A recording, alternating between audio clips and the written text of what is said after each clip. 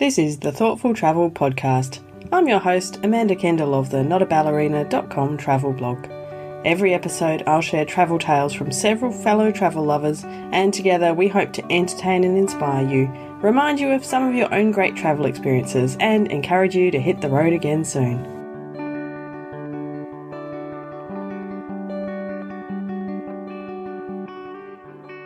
Hello and welcome to episode 188 of the Thoughtful Travel Podcast.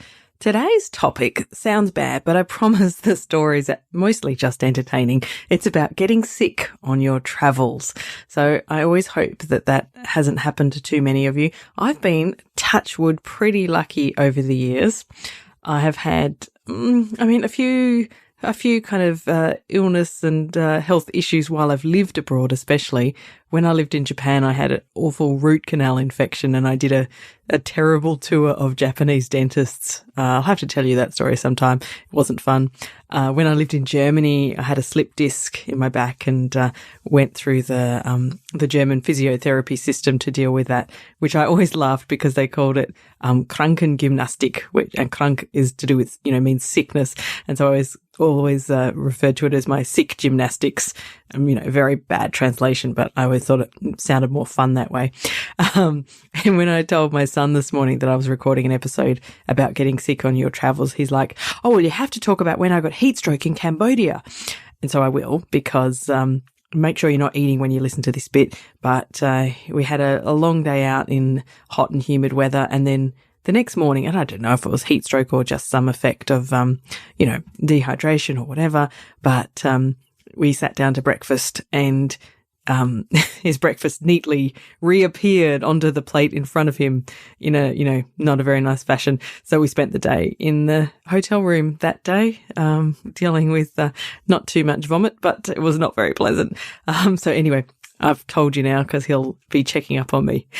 So we'll get in a minute to 3 travel stories from 3 great people who have had wonderful experiences, but occasionally found themselves ill on their trip. So before that, I just want to mention that I have just launched the Patreon support option for the Thoughtful Travel Podcast. I've had a couple of people ask me how they can support the podcast financially, especially, during these times where with less travel going on, I'm a bit reluctant to approach too many sponsors. So I won't drone on about it, but you can go to notaballerina.com/support and you can choose between the very thoughtful traveler and the extremely thoughtful traveler options. There's some bonus content and a few other benefits. So that's at notaballerina.com/support.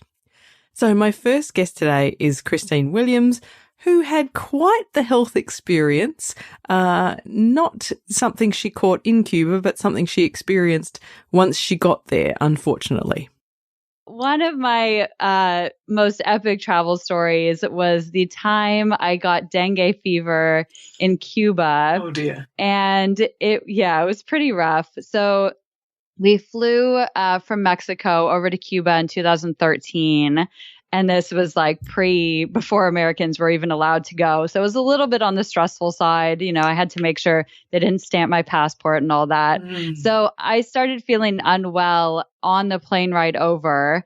And immigration at that time in Cuba was not a smooth process. So we were standing up in line at this airport for probably 2 to 3 hours trying to get into the country.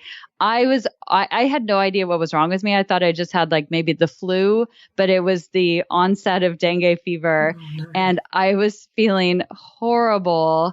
And then we had to wait. Once we got through, we had to wait for the baggage for about another hour. So by the time we got out of the airport, it was probably about 10 p.m. And then we got into Havana by cab. And we realized the address we had written down for our guest house was wrong. Oh, no. So we spent the next 2 hours walking around Havana at midnight with our baggage, trying to find where to stay or anywhere to stay. But Obama was in town for some reason. So all the places were booked out because I guess this is a really popular time to come and see Obama in Cuba. Yeah. Oh, no. Little did we know. So nowhere was open. finally we find some random Cuban guy who brings us into his house. We're sitting in his kitchen at 1 a.m.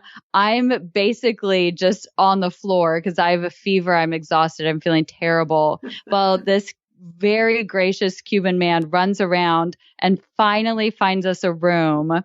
So we sleep in this room for a few hours. And then the next morning they kick us out because they have another booking. Oh, no. And we had to find somewhere else to stay. And the rest of the week was a blur. I was basically asleep for 3 days. I didn't eat, didn't drink water. I was feeling horrible. And we told the woman who owned the house we were staying at, and she was like, "Oh, do you have red dots on your stomach?" And I was like, "Yes, I do." And she's like, "That you have dengue fever. Like, you need to go to the hospital." Oh, no. So we went to the clinic, and they gave me IV drips because I was extremely dehydrated.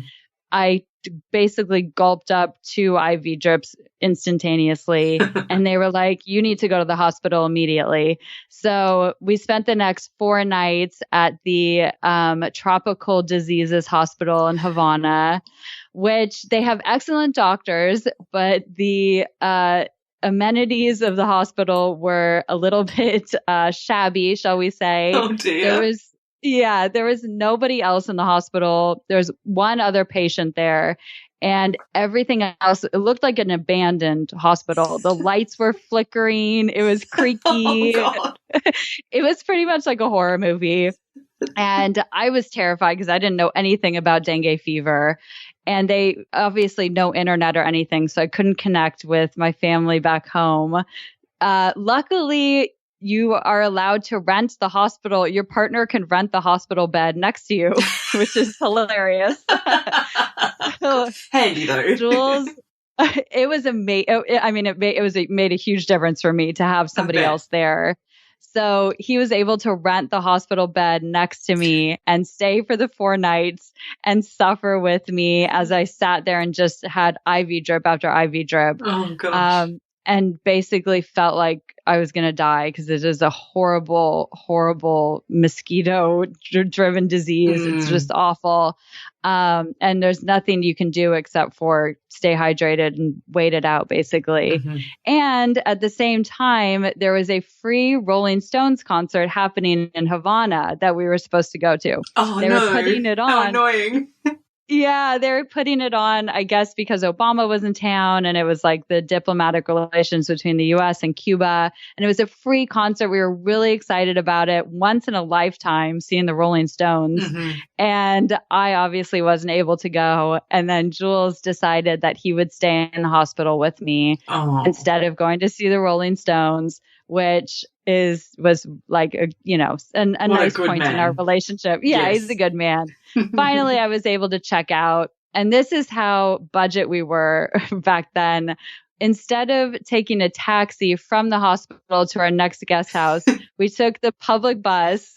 We were crammed in with this hot bus, and I was still feeling terrible because I was just discharged from the hospital, but we wanted to save the money, so we took the public bus, and everything turned out fine, but it was definitely a rough experience, and I would not wish dengue fever on my worst enemy because it is horrible. It feels so horrible. Yes, it's probably bad to get anywhere, but particularly when you end up in the nearly abandoned Tropical Diseases Hospital in Havana. Exactly. It pretty much looked like a video game hospital with like the lights flickering and nobody was around. I was like, where am I right now? But luckily we had travel insurance because it definitely added up at the end of the day. So highly recommend that. Essential. I agree. Well, that did sound like quite the unusual Cuban experience, a bit of a hospital tour instead, but I'm really glad that Christine recovered relatively quickly and was able to continue travelling. Now, my next guest today is Liz Green, and we were chatting about a time when she was in Laos, and she was in Luang Prabang at the time, and just going about her merry way, and, well, I'll let her tell you the story. Basically, they've created a place where traditional craftswomen produce these incredible weaving, incredibly brilliant woven products from bedspreads and what have you.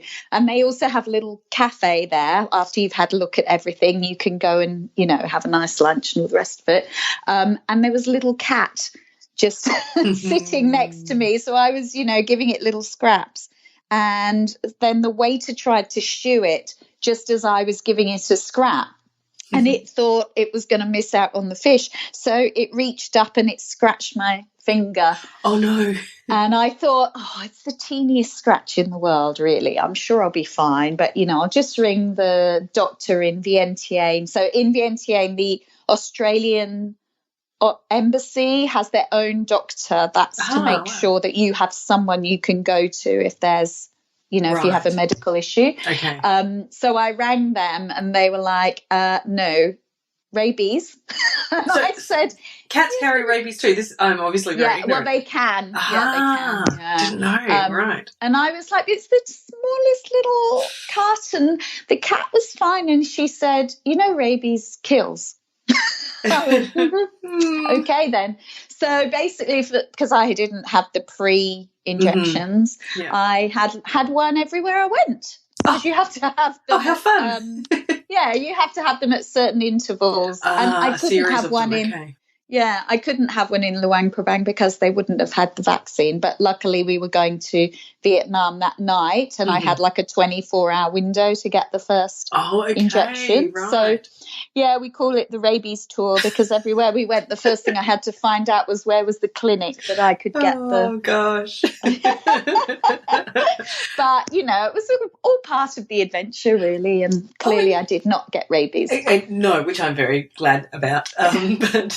But yeah, sometimes, discovering those kind of things makes, I mean, you don't want it to happen to you, but I've got friends at the moment who are traveling throughout Asia with their kids, like long term. They must have been away 6 months or so already, and, or maybe a year, goodness.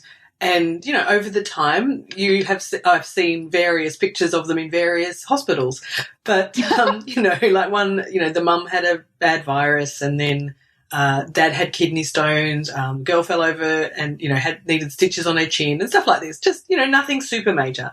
But just their reflections on, the different kind of, standards and the, how helpful people were in different places. And it's kind of, it's the story behind the stories, the stuff that isn't in the travel guides, but is kind of really fascinating to see. And they are also saying, they're kind of doing the hospital tour of Southeast Asia. Yeah. And, but it's, I mean, I hope they don't have to see another hospital, but it's makes for a good story, and it's interesting to see how things work in other countries.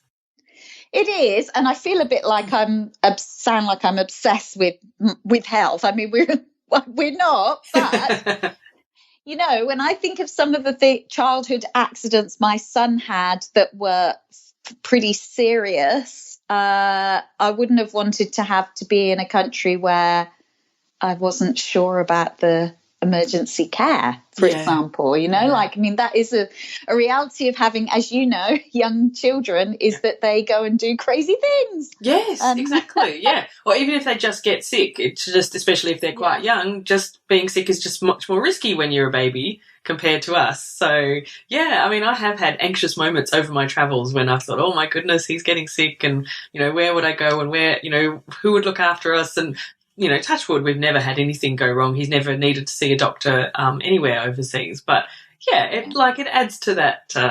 It's not ideal. You don't want that. No. You don't want to have to experience it. It's not ideal, but it is afterwards. It does make good stories. Yeah, for sure. As long as everyone comes back in one piece, it turns into a nice little anecdote. So finding the next clinic where you can get another rabies shot is a very different way to approach travelling around the world, but it's a unique one, and at least as Liz mentions, it does make for a good story. My final guest today is Chris Haag, and we recorded this chat last year while Chris was in Mexico. There's a few little dips in the sound quality, but I think enough to get the message across. And like I kind of said right at the start, maybe don't be eating while you're listening to this one. Ironically, I got sick in the U.S. just before we crossed the border into Mexico, maybe a month before we crossed the border. Mm-hmm. I ate Mexican food in the U.S. Sick for and I had food poisoning.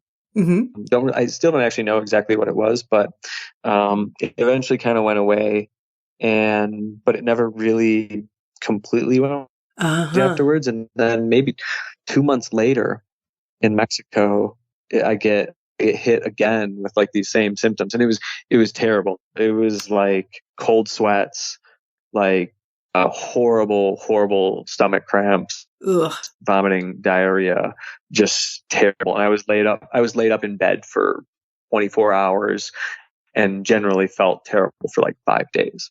And so in for a few days, and had some time to kill. So I thought, I'm going to be on the road this is probably a good time for me to just have an adventure in the medical system of a foreign country, because I've never done that before. Right. Fair enough. It's good to have different experiences. Yeah. Well, yeah. And I mean, honestly too, like at some point there could be something serious, and at least having some kind of idea what the quality of care would be, and how to navigate the system, because I guess coming from the States, knowing how to navigate the system is really important. And shockingly, navigating the system in Mexico is super easy. Like you show up, you give them money, they see you. In the States, there's this whole other world of like secret handshakes and insurance companies and all kinds of things. And it can be kind of tough to get in to see a doctor. But so I find a doctor in Durango. Actually, the parents of my Airbnb host drove me to the doctor. I go in and he says to me, how do you like Mexico? And this is all in Spanish. But how do you like Mexico? And I say, oh, Mexico's great. He's like, oh, cool. Do you like the food in Mexico? I'm like, yeah. The food's good in Mexico. He's like, oh, great. Do you like the tacos? I love the tacos. Tacos are great. Excellent. Did you try the tacos in the plaza? Yeah. I tried the tacos in the plaza. Tacos in the plaza are pretty good. And he like slapped me on the back. And he's like, congratulations. You got a parasite. Welcome to Mexico. Oh, no. Right. That's where he was going with that. Great. Right. Yeah. So he stuffs me full of antibiotics, like he's making foie gras, and I feel good for a couple days, and maybe I felt good for it kind of came back a little while later, and it was bad though, and it went away and came back again maybe a few weeks later. And I'm going to warn you, I'm going to get a little bit graphic. It's okay. Pause if you're listening if you're eating breakfast while you're listening. Yeah. So riding a bike through the mountains of Mexico when it is, 30 or 35 degrees Celsius, 90 degrees Fahrenheit, and 90% humidity with chronic diarrhea is terrible. Horrible.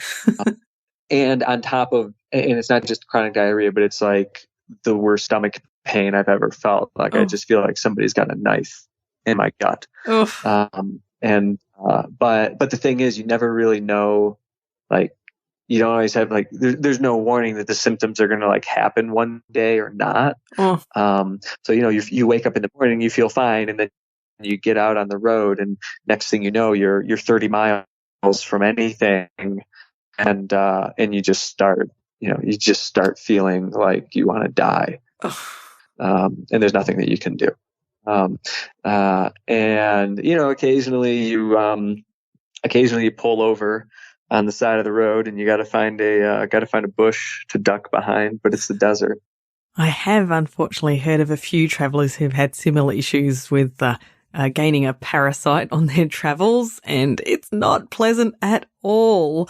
So poor Chris.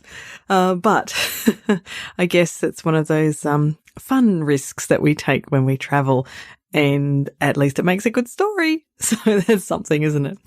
All right. Well, I wish you all health and wellness instead of sickness when you travel. Fingers crossed. But as Christine mentioned, don't forget the travel insurance. Definitely important, because you just never know when something like this could happen. thank you very much to my guests in general. Thanks to Christine from Don't Forget to Move. You can find her at don'tforgettomove.com. And Christine and Jules, her partner, also run a podcast called Not So Bon Voyage, which is full of funny tales, and you can find them at notsobonvoyage.com.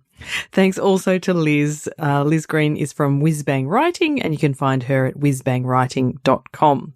And lastly, thanks to Chris, who blogs at theplacesip.com about his cycling journey all through the Americas. Don't forget you can support the podcast via Patreon. Just go to notaballerina.com/support and you'll be redirected to all the info there. The show notes for this episode are at notaballerina.com/188. And as always, don't forget to come and chat with us in our Facebook group for Thoughtful Travellers. Just search for Thoughtful Travellers in Facebook or hit up the link in the show notes. So stay healthy in more ways than one. And thank you very much for listening. This has been another episode of the Thoughtful Travel Podcast. Show notes and other information are at notaballerina.com/podcast. Join me again soon for another chat about why we travel. Bye for now.